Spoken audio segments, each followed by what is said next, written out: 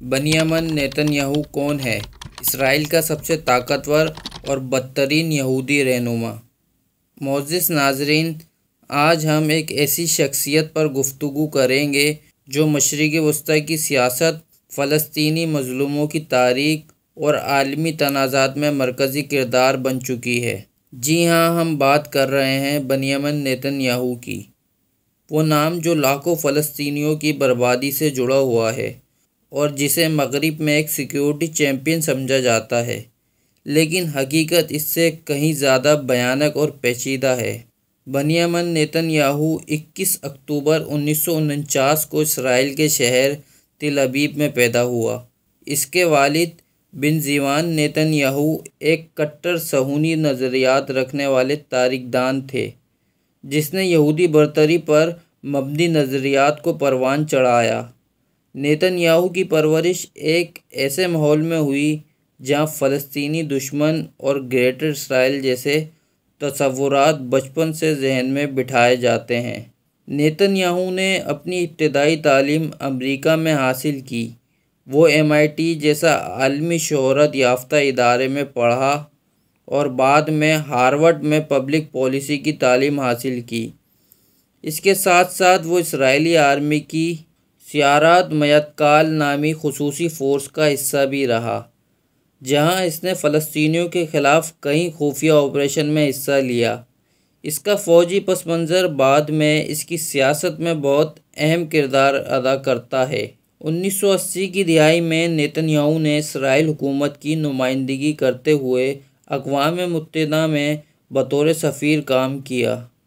وہاں اس نے عالمی میڈیا پر صہیونی بیانیہ مضبوط کیا اور فلسطینی مزاحمت کو دہشت گردی کے طور پر پیش کیا۔ 1988 میں وہ اسرائیلی پارلیمنٹ کنیسٹ کا رکن منتخب ہوا اور 1993 میں لیکوڈ پارٹی کا صدر بن گیا۔ یہیں سے اس کے عروج کا آغاز ہوتا ہے۔ نیتن یاہو 1996 میں پہلی بار اسرائیل کا وزیر اعظم منتخب ہوا۔ یہ دور نسبتاً مختصر رہا، لیکن اس دوران اس نے سخت گیر پالیسیاں متعارف کروائیں۔ جب فلسطینی ریاست کی امیدیں پیدا ہوئیں، نیتن یاہو نے ان کو سبوتاژ کرنے میں کوئی کسر نہ چھوڑی۔ اس نے اسرائیلی بستیوں کی تعمیر تیز کر دی اور فلسطینیوں کے خلاف کارروائی بڑھا دی۔ 2009 میں نیتن یاہو دوبارہ اقتدار میں آیا اور تب سے آج تک مختلف وقفوں سے وزیر اعظم چلا آ رہا ہے۔ اس دوران اس نے اسرائیلی سیاست میں دائیں بازو کو بہت مضبوط کیا۔ اس نے لیکوڈ پارٹی کو شدت پسندوں کا گڑھ بنا دیا اور مذہبی یہودی جماعتوں کو اپنا اتحادی بنا لیا۔ اس کے دور میں اسرائیل میں اندرونی تقسیم، اقلیتوں پر ظلم اور بین الاقوامی قوانین کی خلاف ورزی عام بات بن گئی تھی۔ نیتن یاہو کے دور میں اسرائیل نے فلسطینی سرزمین پر قبضہ تیز کیا۔ مغربی کنارے میں ہزاروں غیر قانونی یہودی بستیاں بنائی گئیں جو بین الاقوامی قوانین کی سراسر خلاف ورزی ہیں۔ نیتن یاہو کی پالیسی یہ رہی ہے کہ فلسطینیوں کو اتنا کمزور کر دیا جائے کہ وہ کبھی ریاستی حیثیت کا مطالبہ نہ کر سکیں۔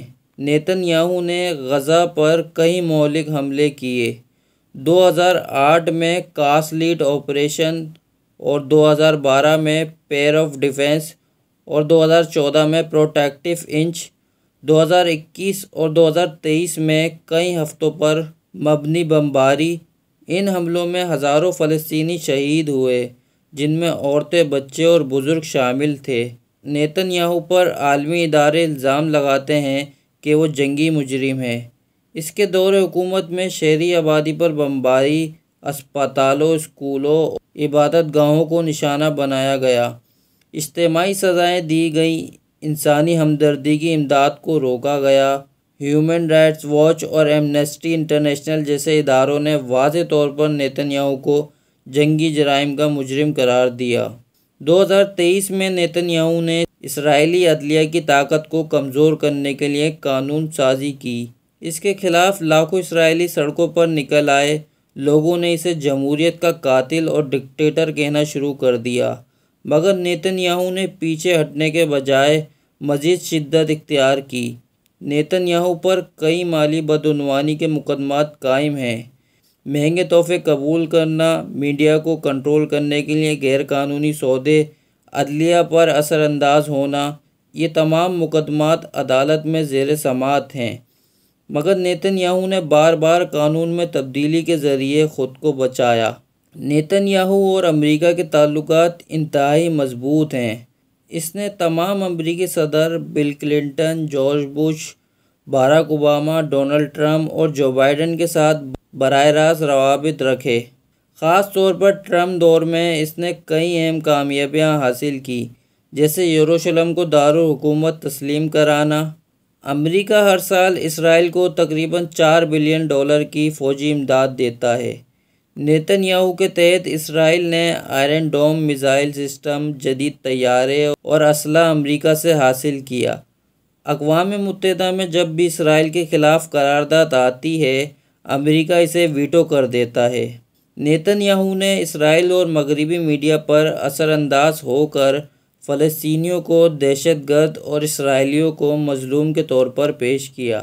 اس کے دور میں جھوٹی خبروں کا سہارا لے کر عالمی رائے عامہ کو گمراہ کیا گیا۔